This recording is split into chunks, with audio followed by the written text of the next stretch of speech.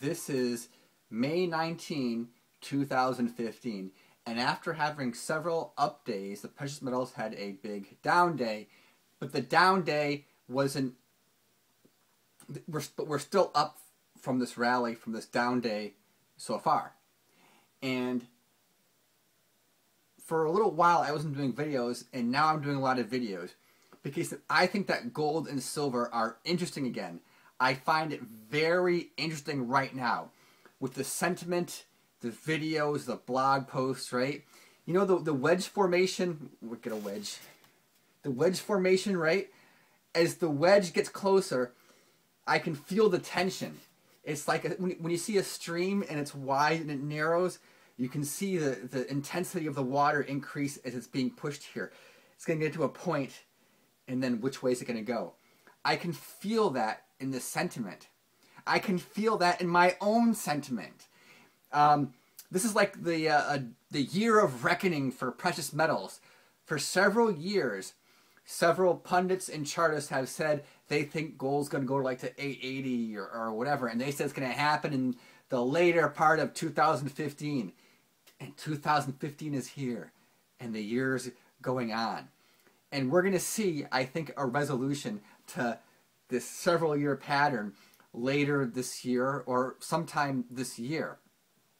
And I think a lot of people are feeling the same thing about silver. It's gonna do something.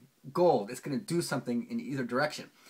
And interestingly enough, some of the sentiment has actually surprised me. For example, the news unit. I've been watching the news unit on and off for several years, and he watches me, and I've spoken to him several times. I get along with him, good relationship with him, and he's a smart guy, and he's been right several times. When silver was going like this, he was bullish on silver, and he was bearish on silver, was going like that. And he said silver was going to go to 18 when it was higher. Was it like 40s or something? He said it was going to go to 18 because he's got some trader friends in his analysis, and he was right. And now he thinks silver's going to go to 65, and he said it's for reasons he's not going to tell us, but he's also been more religious recently. He's been making religious videos and playing religious music. So I wonder if part of his analysis, he's having like a religious feeling. He thinks something's going to happen with the greater picture of the world kind of thing.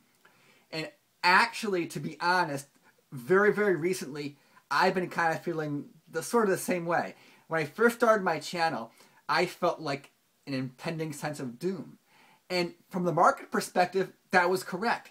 Because in 2008-9, look what happened to all the markets. And I was kind of feeling that, right?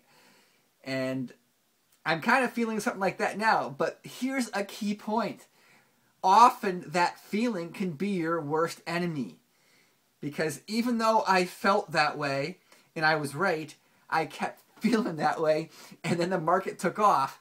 And it was like, wow, I felt the doom for a little bit too long. I felt the doom, and then when it started doing it, when the stock market started doing this, I still felt the doom. I felt the doom for too long. But right now I'm feeling some doom again. Maybe it'll be premature, or maybe there will be doom, and once again I'll feel it for too long. But I'm trying to second guess myself. I'm just verbalizing to everybody my sentiment. This is how I'm feeling internally. It doesn't mean I'm going to act on these internal feelings, because like the news unit suddenly changing this thing, it was like, he doesn't do that very often. Martin Armstrong is starting to give himself caveats. For several years he said gold 880. He's been throwing caveats in his blog posts, as in, if it doesn't happen, he'll say, oh yeah, see, I threw these caveats in, so I'm okay. That's kind of what that guy Eric Jansen did. When gold was like in the 1800s, he started throwing these little caveats in there, these tiny little things, to give himself like a backdoor out. And then when gold fell, he said, oh yeah, I see, I told you guys in my blog post that the days of guaranteed returns are over. Well, saying after 10 years of gold going up, and saying the days of guaranteed annual returns are over, that is much different than saying it's going to go down, because it could have gone up and he would have said, see, I was still right. So some of these nebulous things these analysts throw in there is kind of like, well, they're losing certainty, so they throw things in there so that no matter what, they can go back into their history and say, aha, I was right. And so that's where we're at right now. I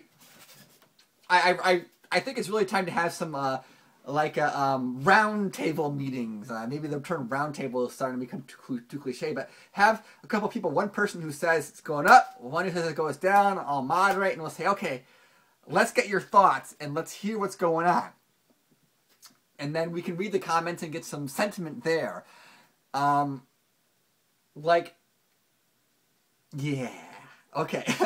Segue time to something else. A rough segue, not a smooth segue. So, yeah, right now, I can feel the pressure. And another point is that I was happy that Bron Suchecki from the Perth Mint posted on my videos. I'm happy he watches my videos because I really respect his opinion. He works for the Perth Mint. Now, his blog is a personal blog, not associated with the Perth Mint.